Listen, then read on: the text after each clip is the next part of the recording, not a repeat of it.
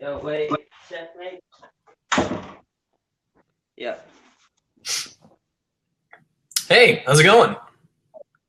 going good, going good. So, my name is Daniel. What do I call you? Sella. Sela. Okay, so it's right there. So is it? Is that your last name then? Shalom? Is that it? Well, that's my middle name. Oh, Like okay. me. Okay. Well, that's cool. So nice to meet you, Sela. So yeah, this is the more informal way of doing it because we can each kind of just talk back and forth with each other. Have you debated on call out yet? No, this is my first time. Oh, awesome. Cool. So yeah, in this resolution, I am simply making the claim that movie critics are more informed and usually have better, more objective opinions on movies than the general viewing audience. And they oftentimes get a bad rep from individuals who go, "Oh, movie critics are out of touch. They don't understand what the general public wants." But my answer to that, and I think that what's going on with critics, is that critics watch more movies than the general viewing audience does. And because of this, critics are more aware of the tropes that are going on in regular movies. And when they see those tropes and when they see these cliches, they go, "Oh, there it is again." And because they have seen more films, they're able to recognize when something is truly standing out. So I think that for that reason, critics tend to be more objective viewers simply because they have a better ground to compare each movie to. What would you say to that? Okay. For that I say that you first have to understand that movies is an art form, and any art form is subjective. With that, also you have to understand that movie critics. I'm in the middle of a long debate. Movie critics, and unlike other critics, are usually people that, well, they can be anyone. Anyone can call themselves a critic. You see that on YouTube. You see that on Rotten Tomatoes. You see that IMDb. Anyone could be anyone could call themselves a critic, and for that sake, the title becomes the mean. Becomes overused, and thus it is not a larger title as people claim it to be. I think that's fair, yeah. But I'm not necessarily referring to just anyone who wants to call themselves a critic. Like, for instance, on IMDb, anyone can leave a rating. Anybody can be a critic. I'm talking about more specifically movie critics, which are the ones you mentioned, Rotten Tomatoes. Usually, Rotten Tomatoes actually has a standard that, in order to be accepted as one of their critics, who they because Rotten Tomatoes, I'm sure you know, Rotten Tomatoes will aggregate the critic rating versus the popular rating. So the popular rating is just any person who uses Rotten Tomatoes, they can give on a level of 1 to 5 how high they thought a movie was. But that doesn't count as the critic rating. Critics have to meet their pre-affirmed standards. So I believe they have to have a certain amount of views on their site per month, and they have to create consistent movie content. They can't be like one review and then 2 weeks later write their next review. They have to be creating consistent content, and they have to have a certain set amount of viewership. So there's a higher bar on those critics. So we're specifically talking about the ones who are considered like the difference between the critics and then general viewing audience. My contention, let me just give you a little bit of background on myself. I went to a film school, so that's part of the reason why this is a fun issue for me. I have always really cared about movies and art, and you're right, it's subjective, but there are objective standards, and you're able to learn those when you really make the movies yourself. You're like, okay, so if that's a bad edit, we could do it better by making that a good edit. If that's bad acting, we could do it better by doing good acting there. And obviously there's a subjective level to it, but there are certainly standards that you can judge things off of. So the more I learned that, the more I became critical of films. And I think that's the same thing we see with movie critics. The more movies they see, the more critical they become of the ones that are just sort of fitting in with the crowd, and the more they notice the ones that truly stand out from that. So that's my overall reason why I would say that critics, as opposed to the general audience, have a more informed and better opinion as far as the objective goodness of the movie itself. True, but there is certain things. For example, take the movie like The Goonies, a classic family movie from 1985. Rotten Tomatoes rates it very poorly. If I'm correct, it's around 60%, maybe more, maybe less, but it's around that low score range. And then we get to maybe a film like The Lobster, which is a film that is it goes through the philosophies and standards that society sets for couples, and how we see people who are single and almost alienate them, treat them differently, and almost treat them subhuman.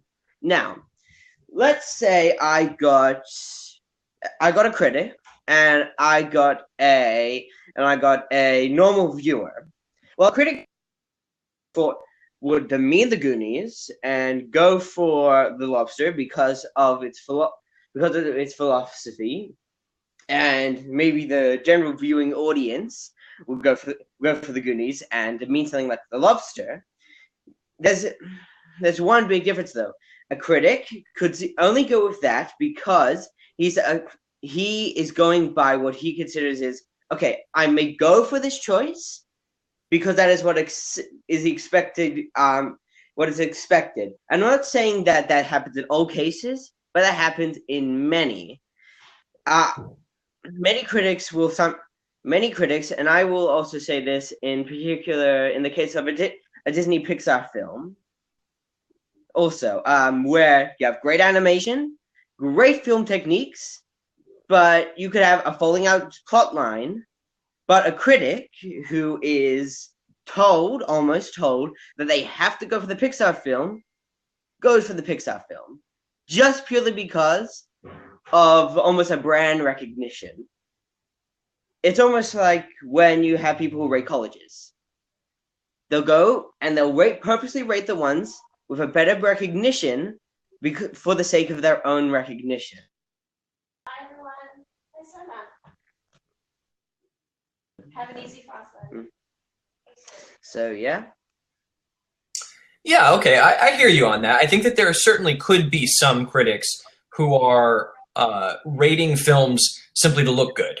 Like, I saw it with The Dark Knight, and when any critic took a stand against The Dark Knight or The Dark Knight Rises, even before The Dark Knight Rises is a good example of this. Before The Dark Knight Rises came out, any critic who had seen a pre-screening of that film, who had given it a negative rating, was blasted with thousands of comments from the people who were like, "You can't have that. You can't say that." And so I think that there certainly are. Oh, you have something to say on this, but let me just finish this up. I think there certainly are some critics who will specifically say the thing which makes them look good, either with the people or with maybe it's a snobbish thing. Oh, I have a better opinion than others. So I think you could see that with some individuals. But I'm simply saying that on an overall level, I don't think we see that. But you had something to say there? Well, I would also like to Dark Knight Rises as one of the films is The Matrix. A film that gets lots of credit as an amazing film. But personally, after watching it a few times, I personally came to the conclusion that it wasn't a good film. I came to that conclusion as someone who's not a critic, that I think people give it credit merely because of the biblical references and maybe some character arcs.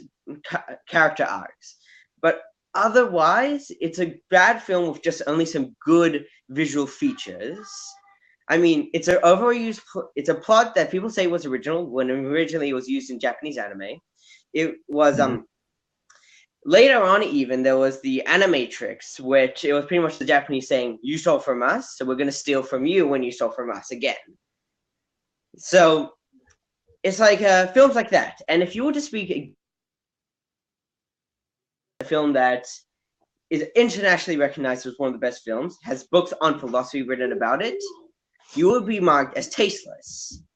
In fact, I talking about a critic who's gone against that. I know personally one. He's just a YouTube critic.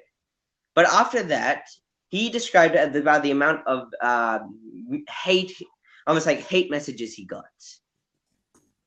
and he almost commented on this, how if you don't go, at this point again, that if you don't go with the grain, you will get the mean. And by that, critics will put bias on films that everyone respects, that people respect. Well, the thing with The Matrix is, I think that if you look at The Matrix today, you notice a lot of the flaws in it. I actually agree with you and with your critic friend that it's not anywhere near as good of a movie as people thought it was when it first came out. There are some interesting philosophical elements in it. This whole idea of what if we are in a Matrix world? And there are, of course, like you said, there are whole books on philosophy that could be written about that. So that in and of itself was an interesting plot point, but that didn't carry the entire narrative itself. So you're right. There were certainly elements of that movie that weren't that great. But I think that what hid that at the time was that early on, The Matrix's visual effects were so groundbreaking and new and unique that people sort of just were blown away by it. And so whether critics or the people, I actually looked it up on Rotten Tomatoes just now, its current rating is 87% critic, 85% audience. So it's pretty much exactly the same. Everyone who saw it at the time was blown away by it because of the visual effects. I don't think that was a critic thing. I think that was just sort of a thing of people not noticing the flaws in it until we look back on it at a later date. The same way that I look back on The Return of the King, which I adored when it first came out, but you see some mistakes in those visual effects when you look back at it today. I think The Two Towers and the Fellowship of the Ring are better movies. Hello, friend, sister, whoever that is. I also wanted to... Hey, what's your name? This is my sister Goldie. Hi, Goldie. No.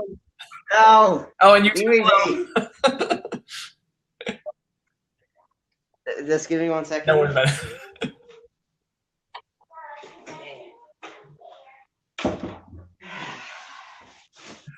Okay. Now, man, I got 2 brothers and 2 sisters myself, so I get it. It's fun. But as far as like back to movies and everything, I want to just go back to a couple of the examples that you would present. You talked about the Goonies. I looked up the Goonies, and it has a 70% critic rating, so it's not looked down on by critics right now. Got a poor results. Maybe it was some other site, but I remember going maybe it was another site, but I was very sure on Rotten Tomatoes they gave it a very, very low score. Well, I mean, it's a little lower than the audience because the audience has it at 91% and critics have it at 70%. But maybe when you first looked at it, maybe they were because a lot of old movies might have a low rating just because they hadn't updated the site for a little while. So there would only be like 5 ratings and they'd accidentally pulled maybe the 4 negative ratings on it. But right now it says there's 32 fresh and 14 rotten ratings on The Goonies. The other one you mentioned was The Lobster. And The Lobster... I didn't really like The Lobster. I thought it was an interesting movie, and I thought it had some interesting things to say about humanity, but I thought it was a little bit too forced of an allegory. And same criticism I had of Mother, which just came out. I thought as an allegory, I get the allegory, but I don't think that it stands as a narrative. And if your narrative doesn't work, then your allegory doesn't make any sense because you have nothing to compare it to. You have a stupid narrative to compare your story to. I don't think it works. If you had a better narrative, then it would make sense as an allegory, but they didn't. Oh, go ahead. You had something to that. Child, no.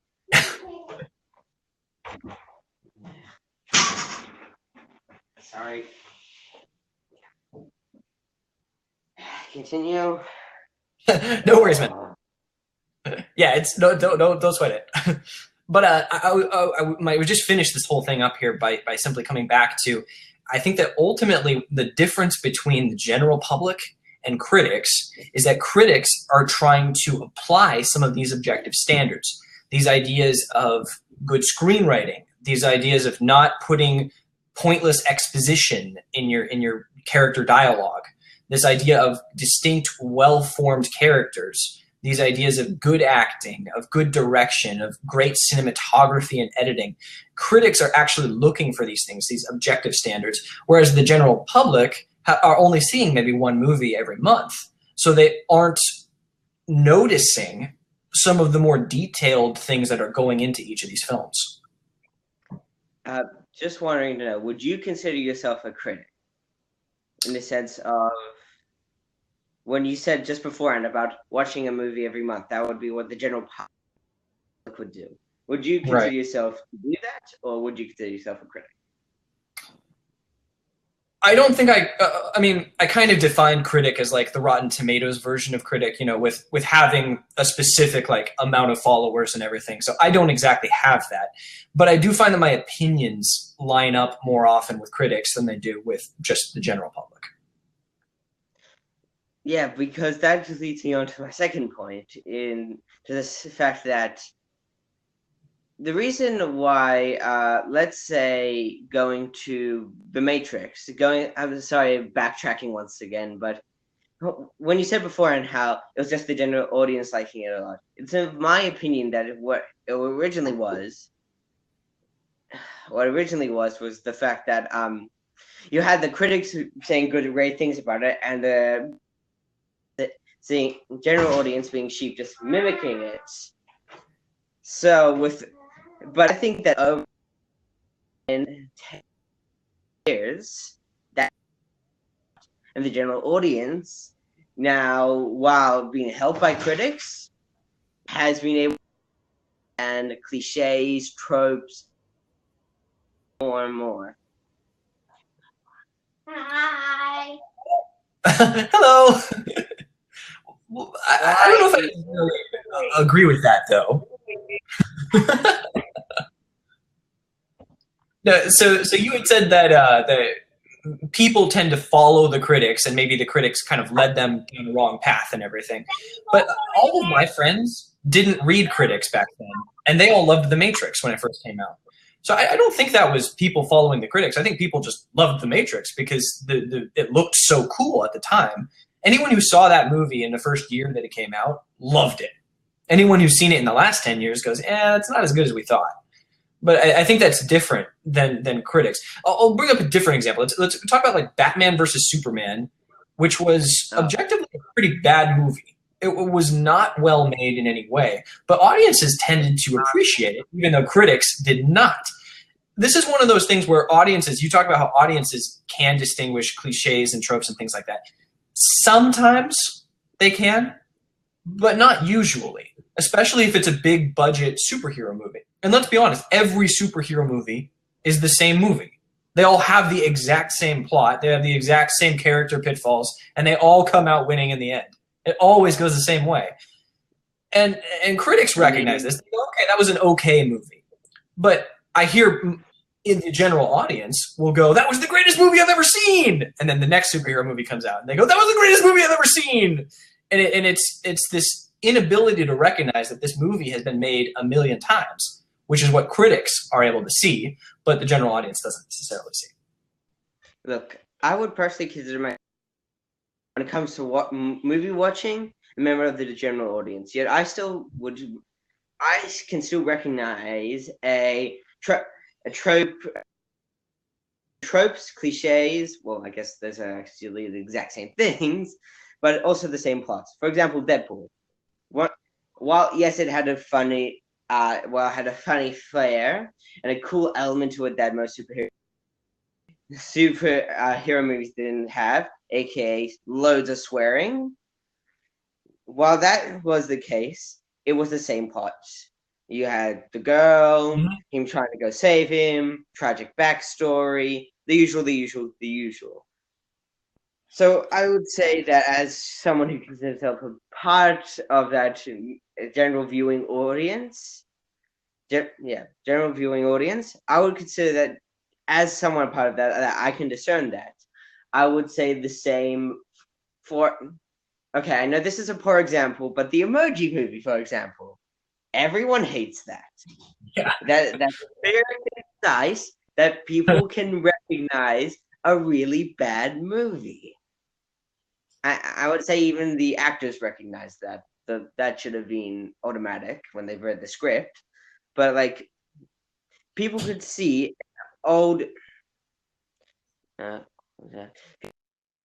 these old tropes, can understand them, and can recognize that they are really bad, and they're just sick of it. Another example, the new Transformers movie.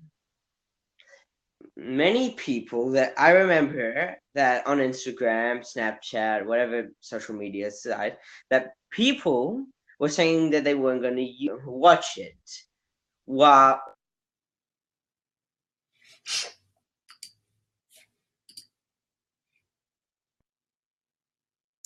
I lost your audio there. Can you hear me?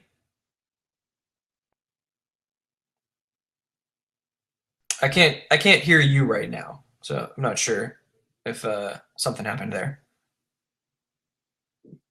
Your comment? Okay.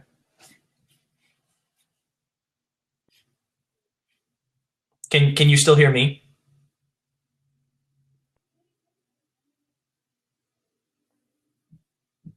You can hear me? Okay. So yeah, you go ahead and figure out what's up with your audio there, and I will add my next just response to that and everything. So I'm looking up the Transformers movies right now. So with pretty much any Transformers movie I look at, even if the audiences might not have had a